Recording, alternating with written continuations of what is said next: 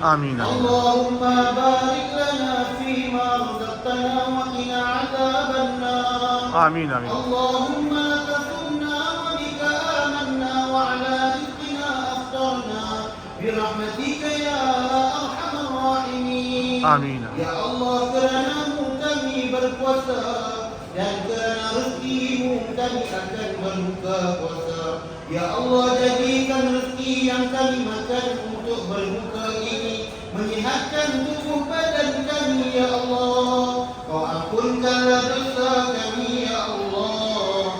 Sepanjang hari ini kami berpuasa kerana-Mu, ya Allah. Ya Allah, jadikan makanan ini sebab kami kuat beribadah padamu, ya Allah. Sebab kami akan menjadi taat padamu, ya Allah. Rezekikan orang yang menderma dan membayar zakat, yang rezekinya dimakan pada hari ini. Dia tidak kenal erti kepapaan dan kefakiran, ya Allah. Lancarkan rezeki mereka yang berwakaf dan berzakat, ya Allah. Amin. Seperti air Zam-Zam yang mengalir tanpa hentinya. Ya Allah, ya Rahman, ya Rahim.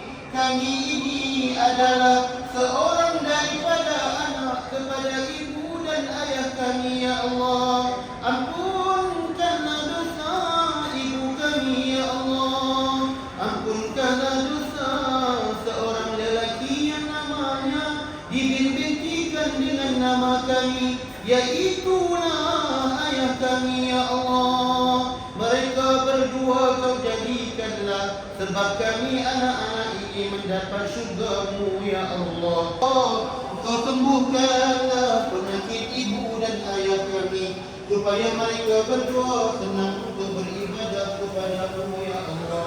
Ya Allah, ibu dan ayah kami